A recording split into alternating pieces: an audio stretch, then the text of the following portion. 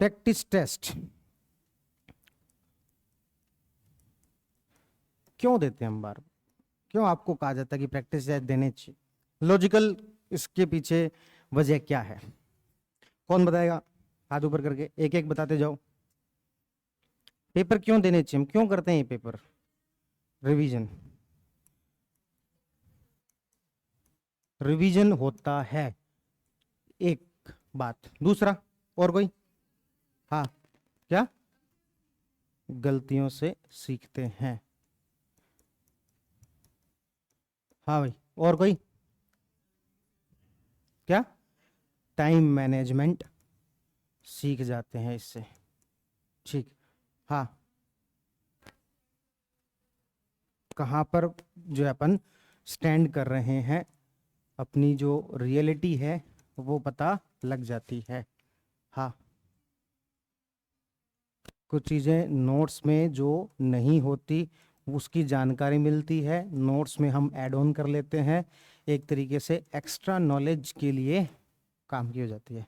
हाँ, डेली का एक रूटीन बना रहता है और इस बहाने एक हम रेगुलर कंसिस्टेंसी के साथ पढ़ाई कर सकते हैं और इससे हमें एक टारगेट मिल जाता है डेली का पढ़ने का। ठीक बात। और एग्जाम प्रेशर को भी हम जो वो डील कर पाते हैं कि किस तरीके से एग्जाम प्रेशर होगा। हालांकि यहाँ पर तो देते हो नहीं आप प्रेशर में, पर फिर भी। हाँ, और इसके अलावा कोई? क्या? क्वेश्चन की एक अंडरस्टैंडिंग जो है इससे आपके बढ़ती है। ठीक है ना? और इसके अलावा कुछ? लिखने की प्रैक्टिस हो जाती है, लिखने की प्रैक्टिस या लिखने का अभ्यास। और कुछ? कॉन्फिडेंस आता है यदि नंबर अच्छे आते हैं तो इसको अपन कहाँ पर जोड़ें?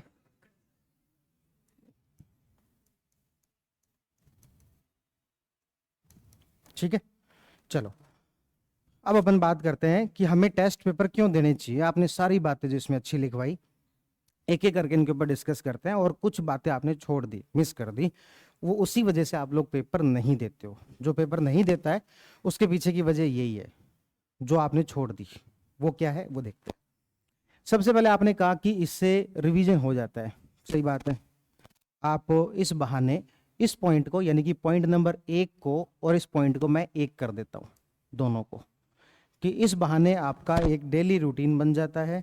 आपको ये पता रहता है कि अगले एक हफ्ते में हमें क्या पढ़ना है और एक हफ्ते को आप उसको डिसाइड कर सकते हो कि भाई इस दिन ये पढ़ेंगे, दूसरे दिन ये पढ़ेंगे, तीसरे दिन इतना पढ़ेंगे। तो यानी कि आपका एक रूटीन बन जाएगा और उस बहाने आपको बड़ा फायदा होता है।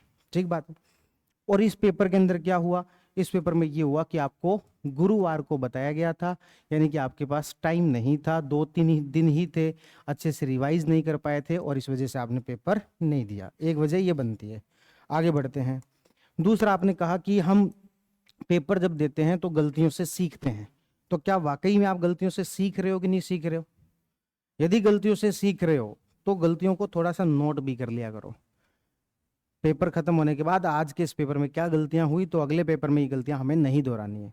गलतियां इन द सेंस में वो ये नहीं कह रहा कि ये फैक्ट हमसे गलत हो गया, नहीं। गलतियों का मतलब है एक जनरल आपका ऑब्जर्वेशन क्या है। जैसे कि मीत मुझसे मिलने आया, उसने कहा कि सर मुझे चीज़ें याद रहती हैं लेकिन पेपर में उतना अच्छा परफॉर्म नहीं हो पाता। तो मैंने उससे पूछा कितनी देर में पेपर कर लेते हो? उसने कहा लगभग सवा घंटे 1.5 घंटे में। तो मैंने इसको ये कहा कि आधे घंटे पहले जो आप पेपर कर लेते हो यही बड़ी दिक्कत है। दिक्कत क्यों है? क्योंकि इसका मतलब है कि तुम जल्दीबाजी में पेपर कर रहे हो। इसका मतलब ये है कि तुम्हारी सिली मिस्टेक्स ज्यादा हो रही है, जो चीजें तुम्हें आती हैं लेकिन फिर भी गलत करके आ रहे हो। क्यों? जल्दीबाजी। इसका सोल्यूशन क्या है? तो उसको ये कहा गया, मैंने इसको ये सोल्यूशन बताया कि तुम पेपर का टाइम बढ़ा दो, कम से कम 2.25 घंटे, 2 घंटे में पेपर दो। इसने 2.25 घंटे में पेपर दिया, इसके मार्क्स बढ़ गए। तो क्या हुआ? सवा घंटे 1.5 घंटे में जो पेपर कर रहा था उसको 2.25 घंटे पे ले आया। इतने पे लाते ही जल्दीबाजी थोड़ी सी कम हो गई और एक्यूरेसी थोड़ी सी बढ़ गई, सिल मिस्टेक्स कम हो गई। हम पेपर देते समय में कई बार नोट लिखा है, नोट करेक्ट करेक्ट, उसको ध्यान नहीं देते। यदि एक बार आपकी करेक्ट और नॉट करेक्ट के अंदर गलती हो गई, जिंदगी में कभी दोबारा गलती नहीं होनी चाहिए। यदि आप ऐसा कर रहे हो तब तो गलतियों से सीख रहे हो, और ये गलतियां हैं जो जो कि यहां पर अपन को सीखनी है। जैसे मुझे कभी याद नहीं आता मैंने कभी कभी भी करेक्ट नॉट करेक्ट की वजह से मेरा कोई क्वेश्चन गलत हुआ, कभी नहीं हुआ, क्योंकि आदत ही इस तरीके से बना ली थी। कोई भी क्वेश्चन है, सबसे पहले क्वेश्चन पढ़ते पढ़ते इस चीज पे गोला कर लेना कि क्या पूछा है, सत्य कथन पूछा है या असत्य कथन, इस बात को गोला कर लेना चाहिए। दूसरी एक गलती क्या होती है, एक गलती होती है OMR गलत भर देना, OMR गलत भर देना, 2-3 गोले ऊपर नीचे कर दिए। एक बार गलती कर दी, दोबारा कभी गलती नहीं होनी चाहिए। मुझे याद है मैं नेट JRF का एग्जाम दे रहा था, उसमें मेरे 2 गोले गलत भरे गए थे। हालांकि कट ऑफ 200 नंबर गई थी, मेरे 222 नंबर थे, और मुझे इस बात का बाद में रिग्रेट नहीं हुआ कि 2 गोले गलत भरे गए। लेकिन यदि इसमें 2 नंबर कम रह जाते हैं 198, तो हमेशा इसका रिग्रेट रहता। लेकिन उस दिन ये ठान लिया था कि आज के बाद कभी ऐसा नहीं होना चाहिए, और उसके बाद मैंने कभी जीवन में कभी गोले गलत नहीं भरे। तो ये कोई कहता है ना कि एग्जाम हॉल में हमसे गोले गलत भरे गए फाइनल पेपर में, तो भाई पहले क्या कर रहे थे, गलतियों से क्यों नहीं सीखा, मॉक टेस्ट में क्यों नहीं गलत किए, वहीं पर कर लेते गलत, आपके एग्जाम हॉल में जाके क्यों हुआ। तो ये गलतियां हम जो यहां पर करें उससे हमें रिपीट नहीं करना है, इसलिए यहां पर गलती अपन को कर लेनी चाहिए। तीसरा आपने कहा कि टाइम मैनेजमेंट, सही बात है, टाइम मैनेजमेंट अपन सीखते हैं, खास तौर पर सब्जेक्टिव पेपर में आपके ज्यादा रोल ये प्ले करता है। जब आप पूरे 3 घंटे का, अभी तो आपके यहाँ पर क्या 2-2 घंटे के पेपर होते हैं, जब पूरे 3 घंटे का पेपर दोगे, क्योंकि 2 घंटे का पेपर होता है 100 नंबर का होता है, 2 घंटे का पेपर कितने नंबर का होता है 100 नंबर का, और फाइनल पेपर कितने नंबर का होता है 200 का। उस हिसाब से कितने घंटे मिलने चाहिए 4 घंटे, और मिलते कितने 3 घंटे। तो टाइम मैनेजमेंट अभी सीखेंगे धीरे धीरे, पहले 2 घंटे के हिसाब से प्रैक्टिस हो जाए, फिर उसके बाद अपन फुल लेंथ पेपर पे चलेंगे। तो वो टाइम मैनेजमेंट सीखना, टाइम मैनेजमेंट का ही एक पार्ट ये है कि जल्दी पेपर कर लेना भी तो टाइम मैनेजमेंट सही नहीं है ना। तो टाइम लेना, प्रॉपर टाइम लेना, जितना टाइम मिला है उसको अपना पूरा यूटिलाइज करना। मतलब पेपर खत्म होने के बाद में या मार्क्स आने के बाद में ये आपके मन में असंतुष्टि ना रहे कि भाई इसमें मेरे ज्यादा मार्क्स लाए जा सकते थे, वो चीजें ना रहे। तो टाइम मैनेजमेंट को उस हिसाब से देखना। जैसे मुझे याद है मैं जब पहला यूपीएससी का मेंस दे रहा था, तो प्री खत्म होने के बाद, यूपीएससी प्री होने के बाद पहली बार जीवन में 3 घंटे का पेपर लिखा था। उसमें मेरे 3 घंटे में 13 क्वेश्चन लिखे गए, जबकि लिखने कितने होते हैं 20, यूपीएससी में 20 क्वेश्चन आते हैं, है ना, 13 लिखे गए। तो फिर मुझे पता लगा कि भी स्पीड बढ़ानी पड़ेगी, तो 14 पे गए, फिर 15, फिर 16, फिर 17, ऐसे धीरे धीरे स्पीड बढ़ती गई, और लास्ट में तो ऐसा आ गया टाइम की भी 21 की बजाय 22 क्वेश्चन, 20 की बजाय 22 क्वेश्चन लिखवा लो भले, स्पीड इतनी बढ़ गई। तो वो टाइम मैनेजमेंट अपन सीखते हैं, धीरे धीरे सीखते हैं, है ना। और वो कब स्पीड बढ़ती है अपन पता भी नहीं लगता। शुरुआत में आपको एक क्वेश्चन लिखने में 1 घंटा भी लग सकता है, उसमें कोई दिक्कत नहीं है, क्योंकि शुरुआत में हम सारी चीजों को प्रोसेस कर रहे होते हैं। जब आप पहली बार साइकिल चलाना सीखते हो, तो आपको यदि कह दिया जाए कि साइकिल के पैडल भी लगाने हैं और घंटी भी बजानी है, आप लोगों को क्या लगता है कि 2 काम एक साथ कैसे करेंगे, या तो पैडल मारेंगे या फिर घंटी बजाएंगे। उधर घंटी बजाने का या फिर मोड़ने का कह दिया तो अपन जो डफाचूक होके गिर जाते थे। क्यों? क्योंकि माइंड प्रोसेस करना सीख रहा है अभी, उसमें उसको 2 काम अलग अलग काम लग रहे हैं, इसलिए उसको दोनों को प्रॉब्लम हो रही है। लेकिन जैसे अपन साइकिल चलाना सीख जाते हैं, तो उसके बाद तो आप लोगों को कह दिया जाए कि उल्टे पुल्टे हो जाओ और साइकिल पर, उसके बाद में बातें भी कर लो, सब कुछ ही कर लोगे उसके बाद। मतलब कि अब आपको पैडल मारना या फिर हैंडल संभालना या फिर घंटी बजाना कोई अलग अलग काम ही नहीं लगता। उसी तरीके से हम जब शुरुआत कर रहे होते लिखने की, तो अपना जो दिमाग है वो अलग अलग तरीके की प्रोसेसिंग कर रहा होता है कि कौन सी इंफॉर्मेशन लिखनी है, क्या हेडिंग बनानी है कि नहीं बनानी है, किस तरीके से लिखना है। बाद में आपको ये प्रोसेस ही नहीं लगती है, वो आपकी हैबिट में आ जाती है। तो टाइम मैनेजमेंट उससे हो जाएगा।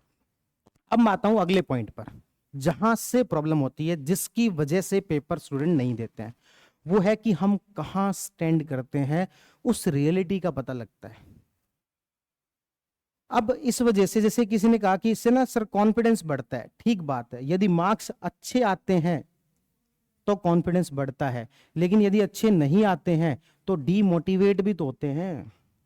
और यही वजह है पेपर ना देने की, कि हम यदि मार्क्स अच्छे नहीं आए तो खुद को गिल्ट होगा और डीमोटिवेट अपन हो जाएंगे। इस वजह से पेपर ही छोड़ो, पेपर नहीं देंगे। लेकिन और जैसे ही इस वाले पेपर पर ये बात ज्यादा सटीक बैठती है। क्यों बैठती है? क्योंकि आपको गुरुवार को पता लगा था पेपर है, रिवीजन करने का टाइम नहीं मिला, और इकोनॉमी सब्जेक्ट आपको वैसे भी ज्यादा कंफर्टेबल फील नहीं करते हो, तो आपको लगा कि मार्क्स अच्छे आएंगे नहीं, और मार्क्स अच्छे नहीं आएंगे तो क्या हो जाएंगे?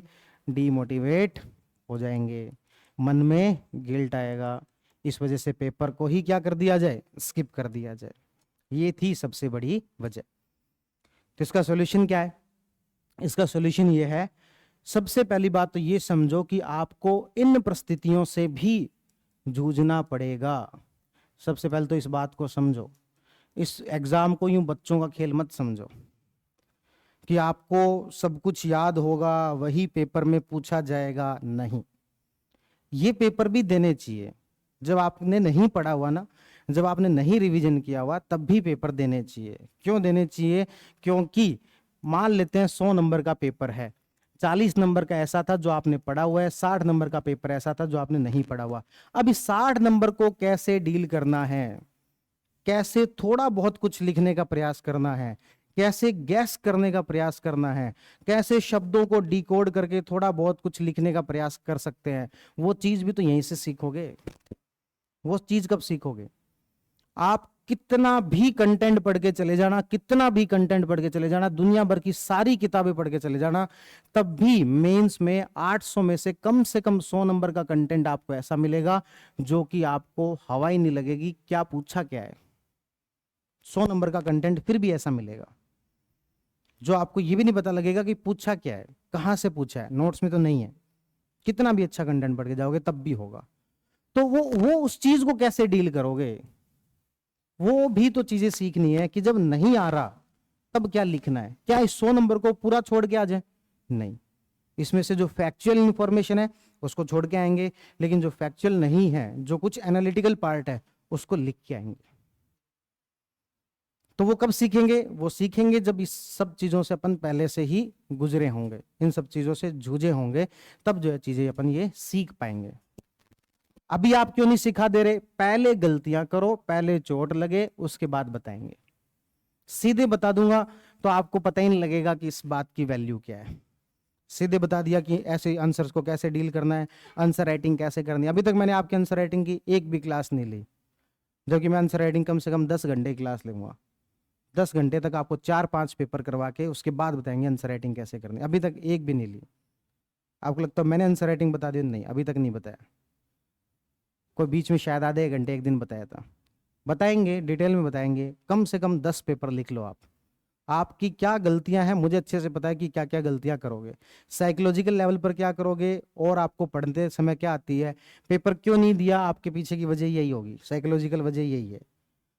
तो मुझे पता है भाई, हमने इतने सारे स्टूडेंट को पढ़ाया है, तो इससे हमें ये तो पता ही है ना भी क्या गलतियां करता है, क्यों गलतियां करता है, और उसका सोल्यूशन क्या है। तो हम इसमें इंतजार यही कर रहे हैं कि आप थोड़ी गलतियां और कर लो, थोड़े और थपेड़े पड़ जाए, उसके बाद में आपको बताएंगे कि इसके क्या सॉल्यूशन है, इस ऐसे क्वेश्चन को कैसे डील किया जाए, इसकी लैंग्वेज कैसी जो होती है, इसको कैसे पढ़ा जाए। फिर आप एक्चुअल में सीखोगे। डायरेक्ट बता देंगे नहीं सीखोगे। जैसे आपने देखा होगा कई बार साइकिल जब चलाना सीखते हैं तो आप कहते हो कि नहीं पकड़ के रखना, पकड़ के रखना, लेकिन जो घर में बड़ा भाई होगा, पापा होंगे, वो क्या कहेंगे, एक बार छोड़ दो, एक बार गिर लेने दो। क्योंकि जब तक साइकिल को छोड़ेंगे नहीं, वो खुद से कभी बैलेंस बनाने की कोशिश करेगा ही नहीं। जब तक आप पकड़ के रखोगे या फिर साइकिल के वो साइड वाले 2 टायर लगा दो, वो कभी सीख नहीं सकता, क्योंकि बैलेंस तो बना हुआ है ना। फिर कैसे सीखेगा? चैलेंज आएगा तभी तो सीखेगा ना। तो ये जो आपको जब चीजें नहीं आती, तब भी पेपर देने से ये फायदे होते हैं कि इन सब चीजों से डील करना सीखते हो। तो पहली बात तो ये दिमाग में रखो कि जो जो जब हमने नहीं पढ़ा हुआ तब भी पेपर क्यों देना चाहिए, तो इस वजह से देना चाहिए। दूसरी बात, एक दिमाग के अंदर फिल्टर लगाओ। दिमाग के अंदर क्या लगा लो? एक फिल्टर लगा लो। किस बात का फिल्टर? की इंफॉर्मेशन आपके दिमाग में कोई भी बात जाए तो छन के जाए, हमारे दिमाग से निकल के जाए। किस बात का? क्या कैसा फिल्टर? कि भाई हमें पता है ना कि कब गिल्ट में आना है, कब नहीं आना। जब हमने अच्छे से पढ़ा है, फिर मार्क्स नहीं आए, तब मन में गिल्ट होना चाहिए ना, तब रिग्रेट होना चाहिए ना कि नंबर क्यों नहीं आए। जब पढ़ाई नहीं है, जब रिवीजन करने का टाइम ही नहीं मिला, नंबर कम आ जाएंगे तो क्या फर्क पड़ता है? खुद को ये समझाओ ना इस बात को। कि कोई फर्क ही नहीं पड़ता, मैं तो पढ़ के नहीं आया था, रिवीजन नहीं करके आया, अगली बार रिवीजन करके आएंगे नंबर आ जाएंगे। इस बार नहीं आया तो क्या हो गया, रिवीजन करके नहीं आया था इसलिए नहीं आए। ये तो मैंने पेपर ऐसे ही दिया था, कुछ सीखने के लिए दिया था। तो इस तरीके के दिमाग में फिल्टर रखो ना, इस चीज को गिल्ड में लेके क्यों जाते हो। हाँ, गिल्ड में तब आना जब आप अपनी तरफ से पूरी मेहनत करके आए थे, फिर भी कुछ नहीं बन रहा, तब जरूर आप ये सोच सकते हो कि मैं तो अपनी तरफ से 100% एफर्ट कर रहा हूँ, प्रयास कर रहा हूँ, सब कुछ पढ़ के आया, सब कुछ रिवाइज करके आया, फिर भी मार्क्स क्यों नहीं आए। तब तो समझ में आता है रिग्रेट या गिल्ट। जब पढ़ के ही नहीं है तो काहे का रिग्रेट। आप मान लो क्रिकेट के शौकीन हो, मैं आपको फुटबॉल खिला दूं, आप 2-4 बॉल इधर उधर ऐसे ही पैर से मारते रहोगे, आपको इस बात का थोड़ी डर होगा कि गोल क्यों नहीं हुआ। अरे आती ही नहीं है फुटबॉल खेलना, कहां से होगा, नहीं होगा गोल। तो आपके मन में कभी इस बात को लेकर रिग्रेट होगा क्या, मैं फुटबॉल खेला मुझसे एक भी गोल नहीं हुआ। बिल्कुल ही नहीं होगा, क्योंकि आपको मन में एक फिल्टर है, क्या आती नहीं फुटबॉल खेलना, कभी खेला इन जीवन में, कभी कभी खेला। तो इकोनॉमी इस बार नहीं पढ़ के आए, नहीं रिवाइज करके आए, मार्क्स नहीं आएंगे। ज्यादा से ज्यादा वो आपको हमारे मैनेजमेंट टीम ये कहेगी कि नाम वही लिखना है जो आपका एक्चुअल में है। मैं आपको कह रहा हूं कि जिस दिन आपको लगे कि इस पेपर में नंबर कम आएंगे, नाम चेंज करके लिख के आ जाना, कोई इशू नहीं है।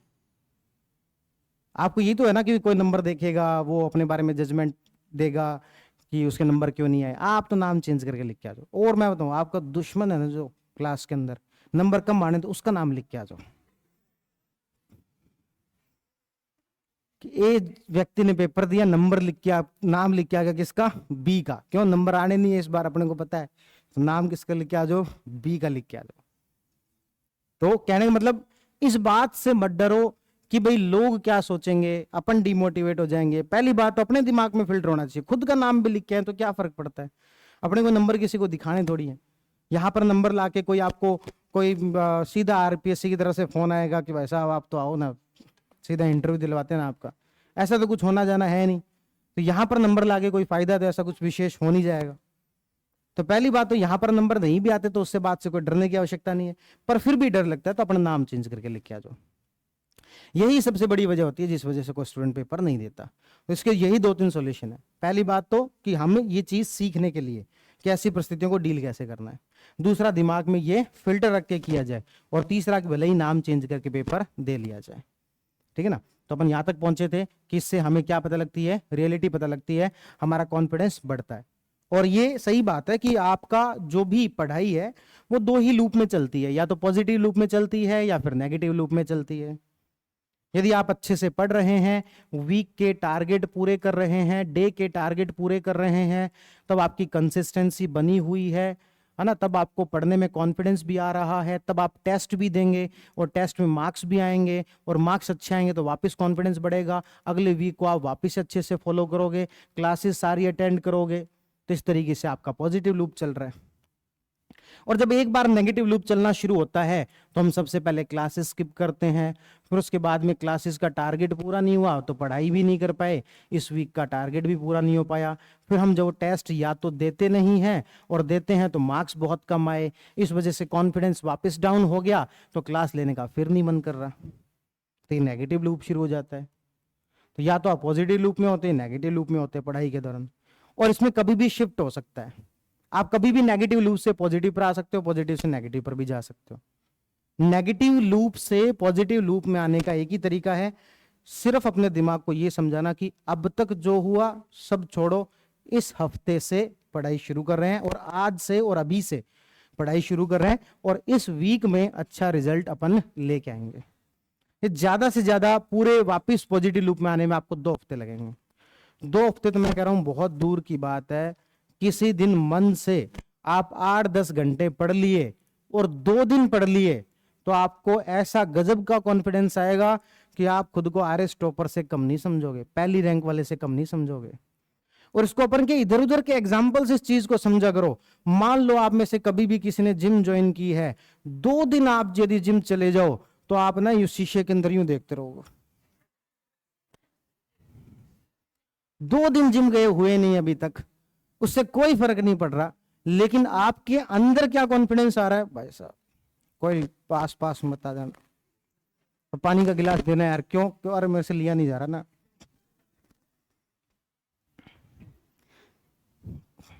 तो 2 दिन में ऐसा क्या हो गया, क्या 2 दिन से आपके बहुत ज्यादा कोई बॉडी वॉडी बन गई? नहीं, कुछ नहीं हुआ, पर मन को तो कॉन्फिडेंस मिल गया ना। तो वही सेम कहानी पढ़ाई के साथ है। आप कहते हो मुझे कॉन्फिडेंस नहीं आता, मैं कह रहा हूं 2 दिन आप 10-10 घंटे पढ़ के तो देखो, कैसे नहीं आएगा कॉन्फिडेंस? 100% आएगा कॉन्फिडेंस। सवाल ही नहीं है कि 2 दिन पढ़ने के बाद में कॉन्फिडेंस ना आए। तो किसी भी दिन कभी भी आप नेगेटिव लूप में हो तो आपको वापस पॉजिटिव लूप में आने में मैक्सिमम 2 दिन लगते हैं, पर बहुत अच्छे से पॉजिटिव लूप में आने में 7 दिन मान लो, या ज्यादा से ज्यादा 2 हफ्ते मान लो, इससे आप पॉजिटिव लूप में आ जाओगे।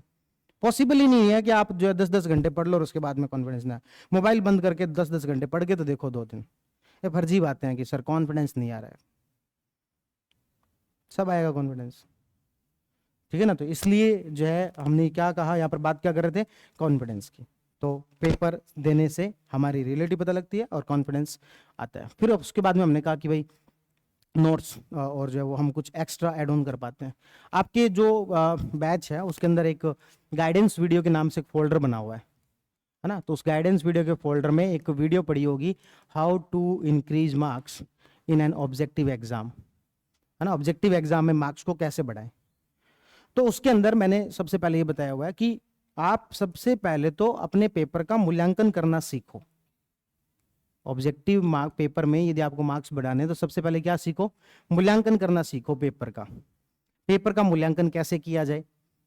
मान लेते हैं कि आपके 100 क्वेश्चन का ऑब्जेक्टिव क्वेश्चन का पेपर था, उसमें से आप 70 अटेम्प्ट करके आए, 30 अटेम्प्ट ही नहीं करके आए, और जो 70 अटेम्प्ट करके आए उसमें भी आपके मान लेते हैं 20 गलत हो गए और 50 सही हो गए। तो इस तरीके से आपके देखें तो 20 जो अटेम्प्ट नहीं करके आए प्लस 20 जो आपके गलत हुए, यानी कि 50 क्वेश्चन आपको आते ही नहीं थे। गलत हुए तो इसका मतलब आते ही नहीं थे, 50 क्वेश्चन एक तरीके से गलत हुए या फिर नहीं आते थे। इन 50 क्वेश्चन का जो मूल्यांकन है, इन 50 क्वेश्चन को 3 भागों में बांटा जाना चाहिए। पहला जिसको मैं कहता हूं टाइप ए। टाइप ए वो जो कि हमें क्वेश्चंस आते तो थे लेकिन फिर भी ना जाने क्यों गलत हो गए। क्वेश्चंस आते थे, या तो लैंग्वेज नहीं समझ पाए या किसी भी कारण से वो गलत हो गए। ऐसे क्वेश्चंस को मैं कहता हूं डायरेक्टली सिली मिस्टेक्स। ये सिली मिस्टेक्स है, और ऐसी गलतियों को जीरो की तरफ लेके जाना है पूरे तरीके से। जीरो पर जिस दिन अपन सिली मिस्टेक्स को लेके चले गए उस दिन तो मैं कहूं आपका सिलेक्शन को रोक ही नहीं सकता, पर इसको जीरो की तरफ लेके जाना है। ये वो कौन से क्वेश्चन है, ये वो क्वेश्चन है जो कि डायरेक्टली नोट्स में से थे, हमें याद भी थे या फिर थोड़े धुंधले याद थे। याद भी थे या फिर थोड़े धुंधले याद थे, हमें आते थे ये क्वेश्चन। ऐसा नहीं है कि क्वेश्चन नहीं आते थे, आते थे ये क्वेश्चन, लेकिन फिर भी क्या हो गए, गलत हो गए। बस हमें ऐसे क्वेश्चनों को जो गलत होते हैं, इन क्वेश्चंस को जीरो पे लेके जाना है। बस इतना ही करना है आपको इस पूरी तैयारी के अंदर। इस पूरी तैयारी के अंदर कोई भी आपका ऑब्जेक्टिव एग्जाम जो नहीं रुकेगा, आपको सिर्फ ये काम करना है कि जो क्वेश्चन आपके नोट्स में से हो वो गलत नहीं होने चाहिए। बार बार यही कहते हैं बस, ठीक है। अच्छा, दूसरे टाइप के क्वेश्चन कौन से, जो कि नोट्स में से तो थे लेकिन थोड़ा एप्लीकेशन पार्ट था, थोड़े अप्लाई करने वाले थे, थोड़ा दिमाग लगाने वाले क्वेश्चंस थे, जिसमें कि 2 कॉन्सेप्ट मर्ज हो रहे थे। डायरेक्टली नोट्स में नहीं लिखे हुए थे लेकिन इनडायरेक्टली नोट्स में से ही थे। जैसे मान लो कि मैं आपको ये लिखवा दूं कि अध्यादेश कितने सप्ताह तक लागू रहता है, और मैं आपको लिखा दूं कि पार्लियामेंट के सेशन शुरू होने के बाद 6 हफ्ते तक। मैंने ये तो आपको बता दिया कि यदि इसकी अधिकतम अवधि कितनी होती है, तो बता दिया 6 महीने और 6 हफ्ते, लेकिन ये बताया नहीं जाता और डायरेक्ट पेपर में आ जाता।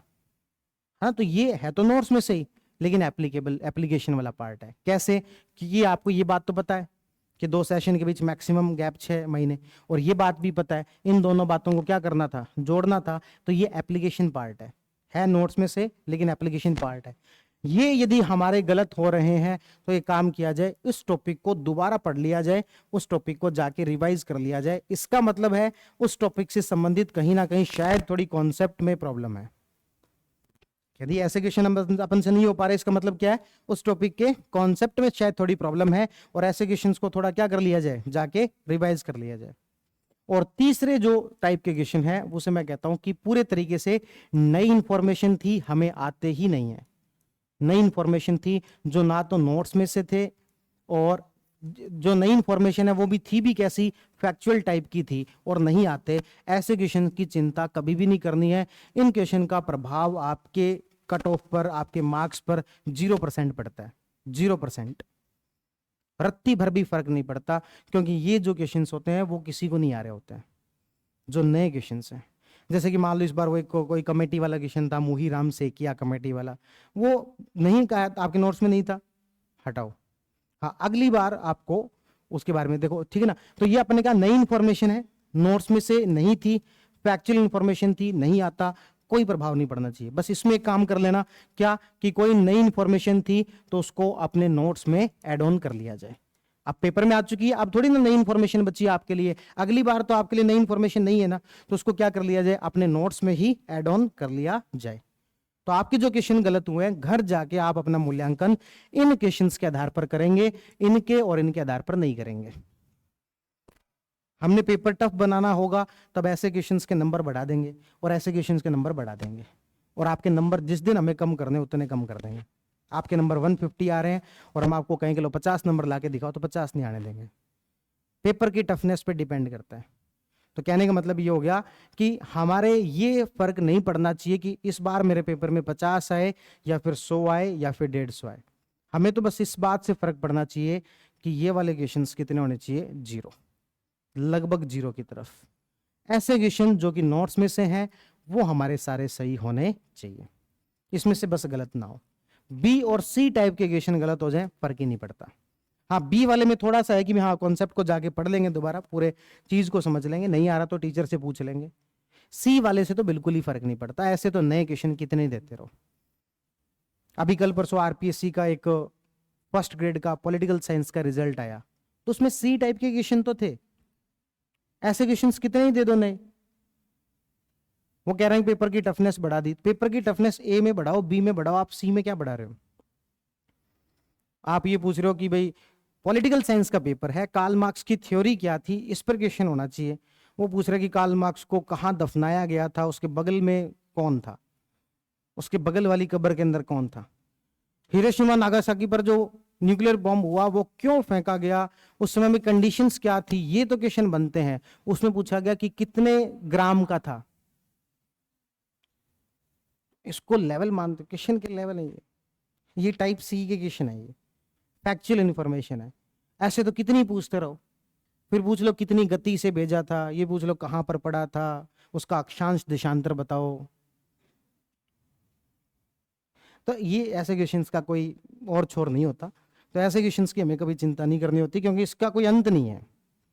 हमें चिंता करनी है ए और बी टाइप के क्वेश्चंस की, खासतौर पर ए की। तो अपना मूल्यांकन जो इस आधार पर करेंगे पेपर के। फिर उसके बाद अपने का नोट्स ऐड ऑन वाला हो गया, बात अपन डिस्कस कर चुके। एग्जाम प्रेशर, हालांकि अभी आप लोग एग्जाम प्रेशर के हिसाब से पेपर दे नहीं रहे हो, यहाँ पर आपस में बातें करते रहते हो, ढंग से दिया करो पेपर, बातें कम किया करो आपस में।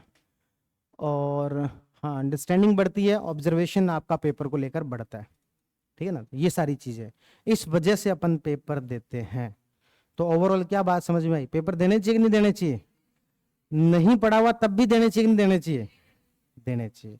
इसीलिए आपको इतनी सारी प्रैक्टिस करवाते हैं, पीवाईक्यू देते हैं, हर मंडे को पेपर होता है, और भी प्रैक्टिस क्वेश्चन, प्रैक्टिस की कमी नहीं रहेगी। और उन सब की वजह ये है कि बस सारी चीजें अपने आप डेवलप हो जाएंगी। जो भी कोई चीज का किसी को माहिर बनाना हो, उसकी खूब सारी क्या करवाई जाए, प्रैक्टिस करवाई जाए। किसी को तैरना सीखना है तो तैरने की थ्योरी कितनी बता लो, ऐसे तैरना है, ऐसे तैरना है, लेकिन कैसे तैरा जाएगा, प्रैक्टिस से ही होगा। साइकिल चलानी है तो प्रैक्टिस से ही होगी। तो इनके सबसे ज्यादा से ज्यादा हमें क्या करनी पड़ेगी, प्रैक्टिस, और प्रैक्टिस हर चीज की। एक कोई बल्लेबाज होता है, वो यदि बाउंसर खेलने के अंदर प्रॉब्लम उसको हो रही है तो वो पूरे पूरे दिन बाउंसर ही खेलता रहता है, कि यहाँ पर प्रॉब्लम हो रही है, इसको फेस करके देखते हैं, बाकी तो कर ही रहते हैं ठीक। तो आपको यदि कोई सब्जेक्ट नहीं आ रहा है या फिर आप नहीं अच्छे से रिवाइज करके आए, उसका भी पेपर दे के देखोगे, उसका अलग फायदा है। तो सब पेपर, सब अलग अलग कंडीशंस के अंदर से जो आपको गुजारा जाए, तो इसलिए जो आपको कोई भी पेपर मिस नहीं करना चाहिए। नहीं पढ़ गए तब भी पेपर देना चाहिए, और पेपर के हिसाब से गिल्ट में बताओ क्या है, यहाँ पर नंबर आने से कुछ नहीं होना जाना। मैंने बहुत सारे ऐसे स्टूडेंट्स देखे हुए हैं जो कि अपने अपने बैच में 800 1000 लोगों का बैच है, उसमें टॉप करते थे और बाद में प्री पास नहीं हुआ। ऐसे भी बहुत सारे लोग होते हैं जो कि पीछे के रैंक्स पर थे और सिलेक्ट भी होते हैं। और ऐसे भी बहुत सारे लोग होते हैं जो बैच में भी कंसिस्टेंसी बनाए हुए थे और फाइनल रिजल्ट में वो देखने को मिला। बहुत सारे ऐसे अलग अलग टाइप के स्टूडेंट होते हैं। तो आपकी यहाँ के जो मार्क्स हैं उसके आधार पर खुद का मूल्यांकन ना करें, खुद का मूल्यांकन खुद के एफर्ट्स के आधार पर करें, खुद के एफर्ट्स के आधार पर करें।